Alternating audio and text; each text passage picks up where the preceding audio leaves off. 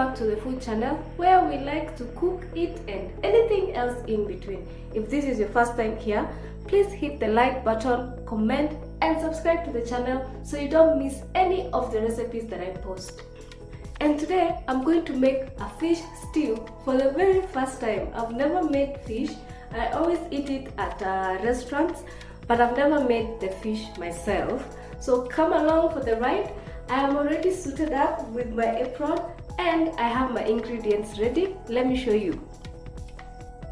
This is a fresh tilapia fish.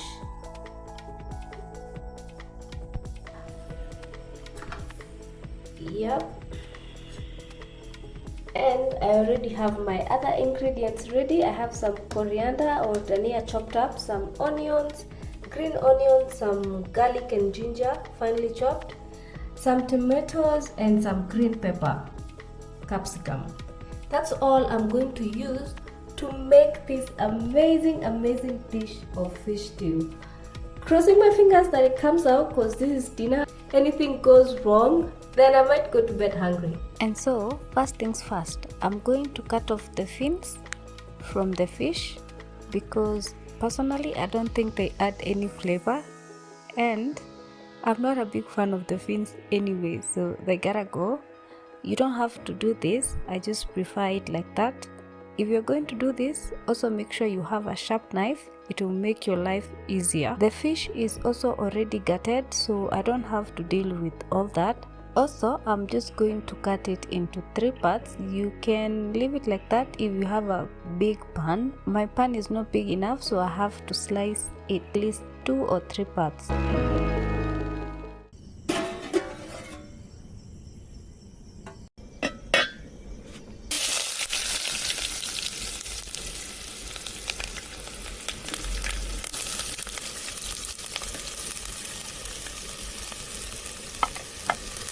I hope you have enjoyed the little ASMR I tried to make. I'm going to start frying my onions. Once the oil is hot, I'm just going to toss in my onions and my ginger and garlic in there and let that cook for a minute or 2. Once the onions are nicely sauteed, I'm going to go in with my tomatoes first.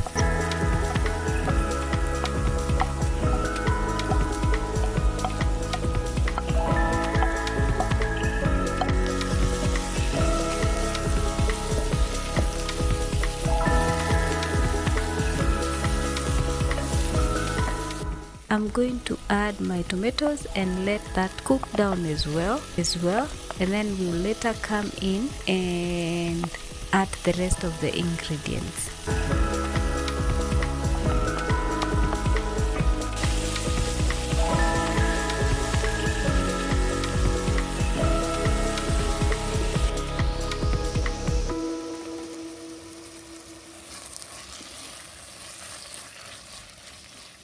For the spices, I'm going to keep them very simple. I'm just going to add the beef cubes just for the little flavor and some salt. I'm trying to keep this as natural tasting as possible because I think it tastes much better like that when you don't put too many spices in it. Let me know how you cook your fish in the comments below because I don't like putting spices in mine. After that, I'm just going to add in 1.5 cups of water. If you're from the mountain like I am, you might add 2, but you probably don't want to do that. So I added some water and later I'm just going to put in my fish and let that simmer and cook until the fish is ready. So you will be asking, why am I cooking outside?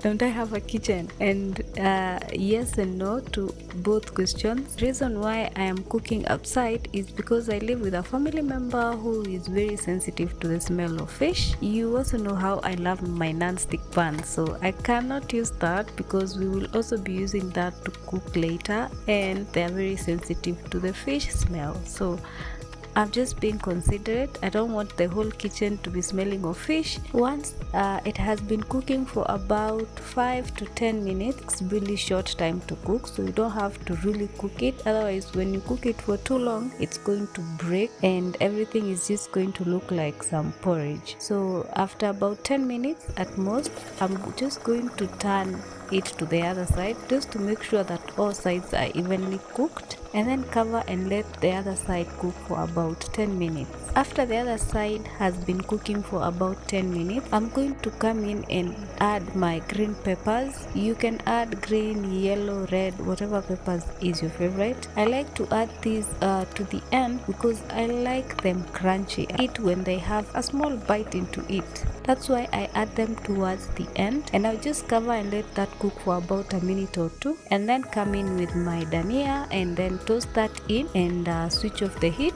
My fish is cooked.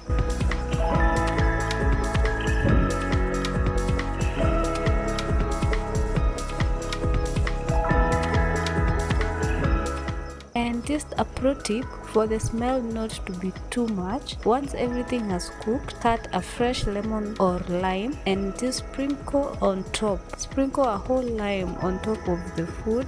Because I live with people who are sensitive to the fish smell, this is why I am adding a whole lemon. You can skip this step if you don't mind the smell. And then I'm just going to serve that with ugali. Fish goes well with ugali, but if you're not a fan of ugali, you can have it with patty. We've made chapati in my previous video. If you haven't seen that video, I will link it up somewhere so you can also go and watch it. Thank you so much for watching until the end. Don't forget to like, subscribe and share this video, and I will catch you in the next video. Bye.